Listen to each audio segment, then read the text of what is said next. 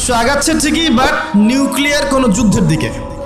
এখন বলবে ভবিষ্যৎবাণী করে দিল নিউক্লিয়ার যুদ্ধ হবেই তো বলি নাই, বলেছি হওয়ার মুখোমুখি অবস্থা দাঁড়িয়ে আছে। যে কোনো মিলিটারি অ্যাফেয়ার্স যারা পড়াশোনা করে, ভালো মানের পলিটিশিয়ান যারা ইন্টেলেক্ট রাখেন মাথার মধ্যে, শিক্ষিত সমাজ এবং মিলিটারি অ্যাফেয়ার্স যারা বোঝেন, তাদেরকে জিজ্ঞাসা করে দেখি যে আবু তো আদনান ভাই একটা লেকচারে বলেছিল যে সারা ওয়ার্ল্ড নাকি নিউক্লিয়ার যুদ্ধের দ্বারপ্রান্তে দাঁড়িয়ে আছে, কথাটা কতটুকু সত্য?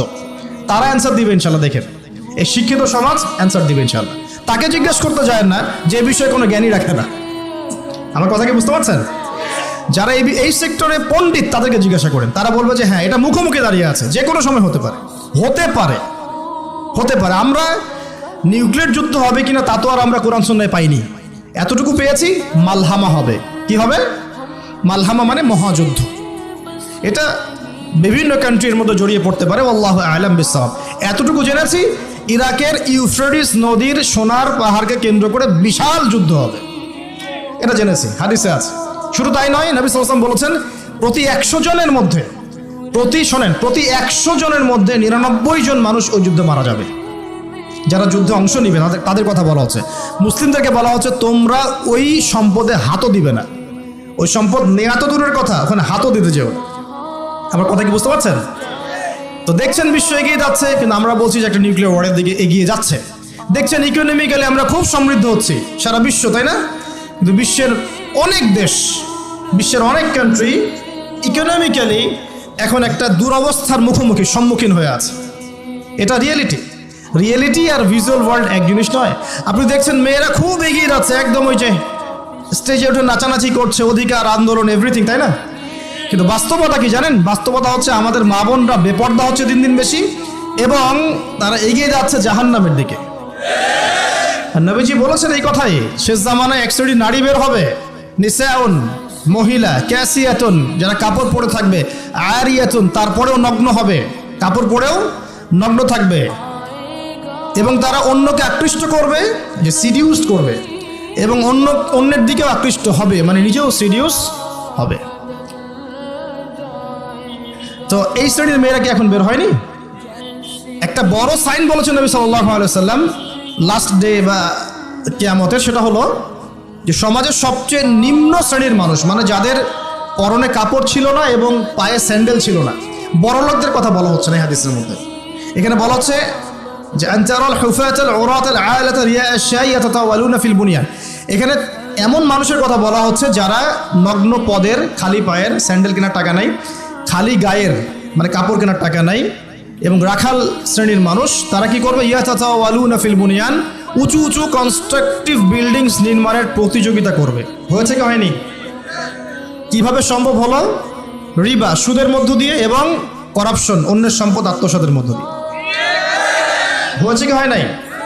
তো আর কোন নিদর্শনের জন্য অপেক্ষা করছে? একটা একটা করে বলতে গেলে সারা রাত চলে যাবে। মূল কথা হচ্ছে ফিতনাময় পরিবেশের মধ্যে, যেখানে এরকম দাজ্জালীয় সবকিছু দেখা যায়, আপনার বাইরের চোখ দিয়ে না দেখে ভিতরের চোখ দিয়ে বুঝতে হবে, তখন দেখবেন এখানে বাস্তবতা এবং ভিজুয়াল ওয়ার্ল্ডের মধ্যে আকাশ পাতাল পার্থক্য আছে। আপনি দেখছেন হ্যাঁ মেয়েরা এগিয়ে যাচ্ছে, আমরা বলছি বাস্তবতা হচ্ছে মেয়েরা জাহান্নামের দিকে যাচ্ছে এগিয়ে। আপনি দেখছেন যে হ্যাঁ খুব সুন্দর ইকোনমিক প্রোগ্রেস, আদতে কি হচ্ছে? আদতে পুরো ইকোনমিক স্যাংশনের মধ্যে আমরা পড়েছি, অবস্থা খারাপ। আপনি দেখছেন সারা ওয়ার্ল্ড খুব এগিয়ে যাচ্ছে, মঙ্গলে, চাঁদে, কি একটা অবস্থা, কিন্তু আদতে কি হচ্ছে? পুরো কিয়ামতের দিকে বিশ্ব এগিয়ে যাচ্ছে।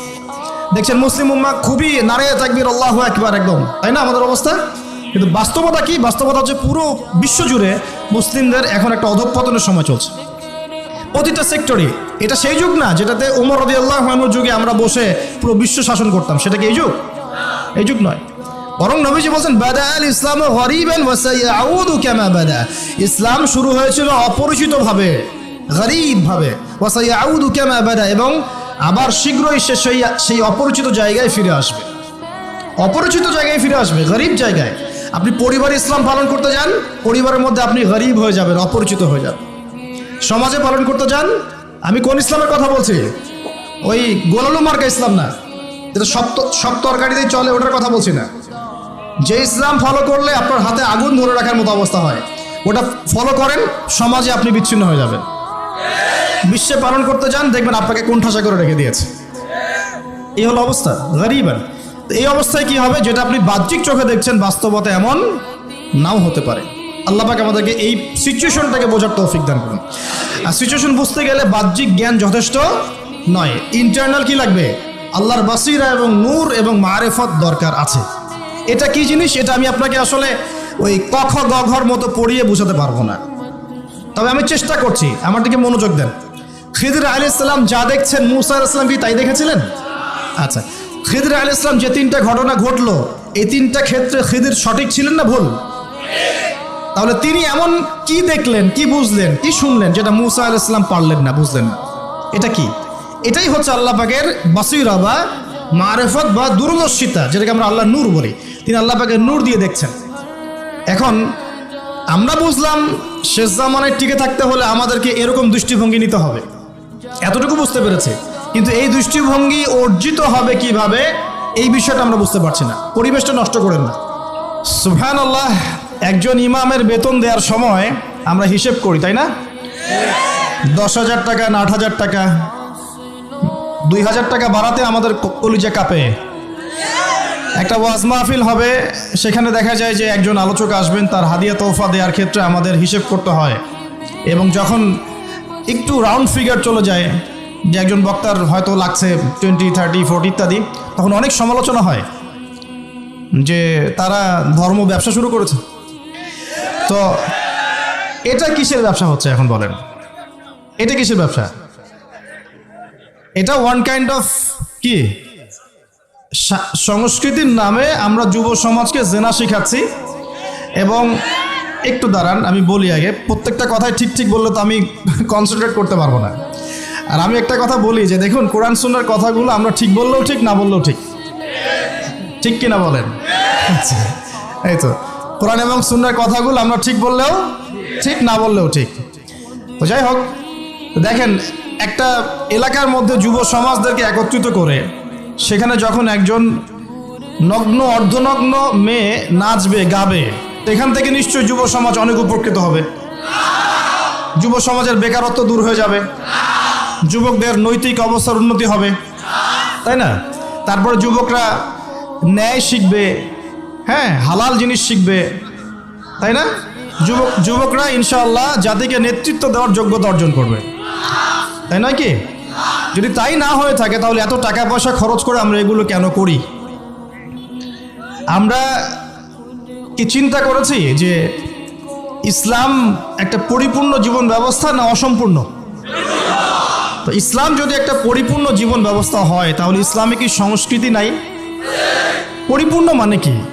পরিপূর্ণ মানে হচ্ছে যে বিষয়টা এমনভাবে পরিপূর্ণ, তো বোঝাই যে গ্লাস, যদি এক গ্লাস পানি, এই গ্লাসটা কি পরিপূর্ণ? না, খালি আছে। যদি টইটুম্বর থাকতো যেখানে সামান্য কিছু প্রবেশ করার বা সামান্য কিছু বের করার কোনো সুযোগ নাই, সেটাকে বলা হয় কি? পরিপূর্ণ। এখন আপনি কোরআন পুরোটা ঘেটে ফেলেন, আপনি একজন হিন্দু ভাই হন বা খ্রিস্টান ভাই হন, বুদ্ধিস্ট হন, জিউস হন বা মুসলিম হন, বা আপনি কোনো ধর্মই মানেন না, একজন নাস্তিক মনে করেন, কথার কথা বলছি, আমি উদাত্ত আহ্বান জানাচ্ছি আপনি কোরআনটাকে স্টাডি করেন। আমি আপনাকে বলছি না যে একদম পরিপূর্ণ মুসলিম হয়ে যান, এটা কিন্তু আমি বলছি না। আমি বলছি আপনি কোরআনটাকে স্টাডি করেন, স্টাডি করে দেখেন যে কোরআনে এমন একটা বিষয়ে বাকি আছে কিনা যেটা মানবতার জন্য প্রয়োজন। এমন একটা কোনো বিষয় বাকি আছে নাকি? মানুষের জীবনে কয়েকটা ক্ষেত্র থাকে, ইবাদত বন্দেগীর জীবন থাকে যেখানে আপনি ইবাদত বন্দেগী করবেন, নামাজ, রোজা, হজ, যাকাত, আধ্যাত্মিকত্ব, আল্লাহর মারেফত অর্জন, আল্লাহর ওলি হবেন, পরকালে জান্নাতে যাবেন। এই তো মানুষের ইবাদতের একটা জীবন থাকে, মানুষের একটা পারিবারিক জীবন থাকে। পারিবারিক জীবনে আপনি পরিবারকে ডিল করবেন, সন্তান সন্ততি প্রতিপালন করবেন ইত্যাদি। সামাজিক জীবন থাকে একটা, সামাজিক জীবনে আপনি সমাজের মানুষের সাথে ডিল করেন, মুআমালাত থাকে আপনার, কি বলবো, আমরা as a social human being আমরা সমাজে অনেক কাজ করি যেগুলো আমাদেরকে সামাজিক হতে শেখায়। একসাথে আমরা একটা সমাজ গড়ি, একে অপরের পাশে দাঁড়াই, একে অপরের দুঃখ কষ্ট ভাগাভাগি করে নেই। একটা পলিটিক্যাল লাইফ থাকে যেখানে আপনি আল্লাহর এই জমিনের মধ্যে আল্লাহ পাকের দ্বীনের প্রচার প্রসার করবেন, বা আপনি মানুষের মধ্যে ন্যায়ের মানদণ্ডে বিচার ফয়সালা করবেন। এই তো একটা মানদণ্ড থাকে। আপনার সাংস্কৃতিক জীবন থাকে, আপনার ইকোনমিক সেক্টর থাকে, আপনি ব্যবসা বাণিজ্য করবেন, চাকরি বাকরি করবেন। মানুষের জীবনে এরকম কয়েকটা সেক্টর দিয়ে গঠিত: পরিবার, ইবাদত, আপনার আধ্যাত্মিকত্ব, আপনার সমাজ, আপনার রাষ্ট্র, আপনার এই যে সংস্কৃতি, আপনার অর্থনীতি। এগুলোই তো, বাইরে আর কিছু লাগে? একটা মানুষের জীবনের এই কয়েকটা ফেজ থাকে, অধ্যায় থাকে, এবং আমাদের সবার জীবনে কিন্তু এই অধ্যায়গুলো আছে, আলহামদুলিল্লাহ। এখন আপনি কোরআনটাকে অনেস্টলি পড়েন, নিরপেক্ষভাবে পড়বেন, পক্ষপাতিত্ব করে নয়। নিরপেক্ষভাবে কোরআনটাকে স্টাডি করে দেখেন যে এমন একটা বিষয় কোরআনে বাকি আছে কিনা যেটা একটা মানুষের জীবনে চলার পথে প্রয়োজন হয়। যদি দেখেন যে একটা বিষয় বাকি নাই, তাহলে বুঝতে হবে এই কিতাব সাধারণ কোনো কিতাব নয়, এটা মহাবিশ্বের মহাস্রষ্টা আল্লাহর পক্ষ থেকে নাজিল হয়েছে। আর যখন আপনি বুঝতে পারবেন যে হ্যাঁ এটা আল্লাহর পক্ষ থেকে এসেছে, তখন আপনার একটাই কর্তব্য, এর সামনে আত্মসমর্পণ করা। এর নাম ইসলাম। হাদিসের মধ্যে চলে যান, দেখবেন নবী সাল্লাল্লাহু আলাইহি ওয়াসাল্লামের হাদিস, যে মিশকাতের কথাই বলছি, মিশকাতুল মাসাহি বইয়ের মধ্যে দেখবেন যে মাথার চুলটাকে কিভাবে আঁচড়াতে হবে এর জন্য আলাদা একটা অধ্যায় আপনি পাবেন।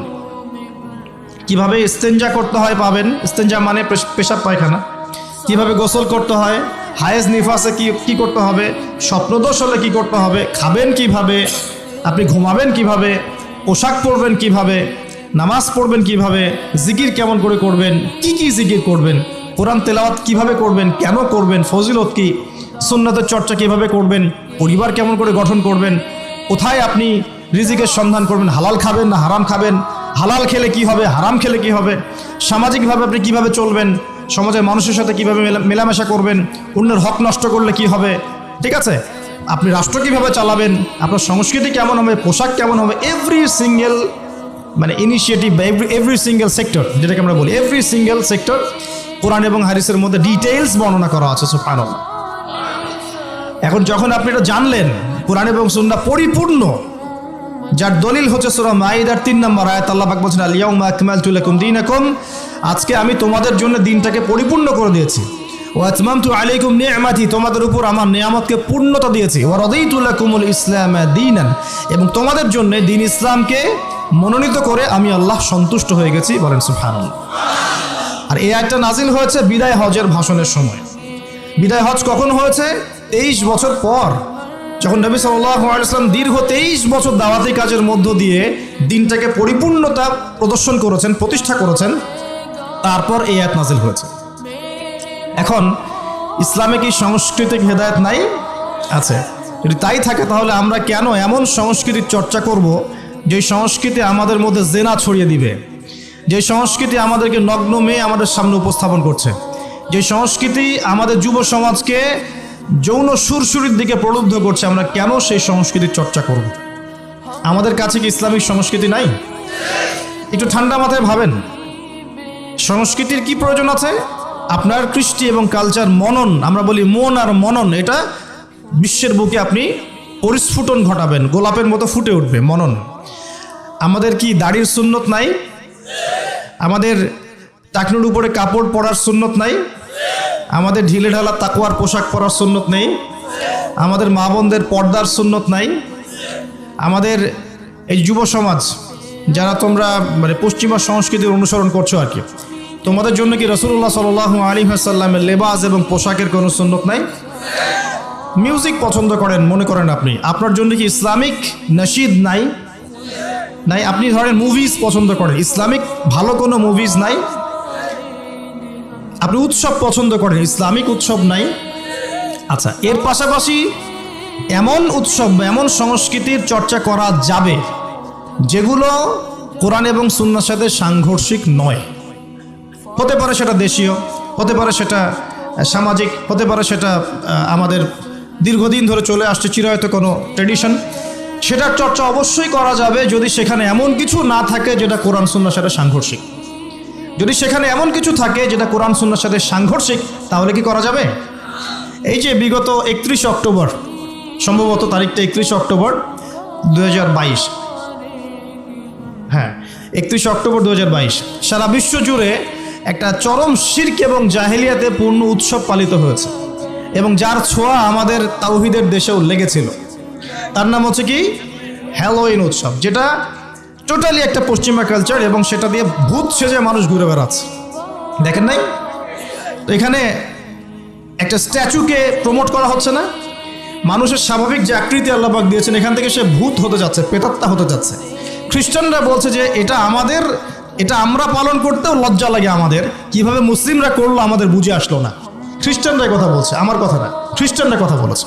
তো এটা যদি কোরআন সুন্নাহর সাথে সাংঘর্ষিক হয় তাহলে কি আমরা এটা পালন করব? আর বাই দ্য ওয়ে একটা কথা বলতে ভুলে গেছি, যখন এই উৎসব চলছিল তখন কিন্তু কোনো ঘোমটাওয়ালা এর প্রতিবাদে 2টা লাইনও ফেসবুকে লিখে নাই। লিখেছে? হ্যাঁ, তারা ঘ্রাণ সম্পর্কে ঠিকই লিখেছে। তারা কিন্তু ঘ্রাণ ইস্যু নিয়ে খুব সোচ্চার। তাদের চোখের সামনেই হ্যালোইন উৎসব হয়ে গেছে, একটা লাইনও লেখার সাহস পায় নাই। কারণ লিখলে কি হবে? লিখলে ওই যে ভিতরে আযাব ভোগ করতে হবে, রিয়াল আর কথা বলবে না, ব্যাস, দ্যাটস অল। 2013-14 থেকে নিয়ে 22 পর্যন্ত ইয়েমেনের হামলায় প্রায় 3.5 লক্ষ মানুষ মারা গেছে, যার মধ্যে 60-70% মানুষ হচ্ছে শিশু।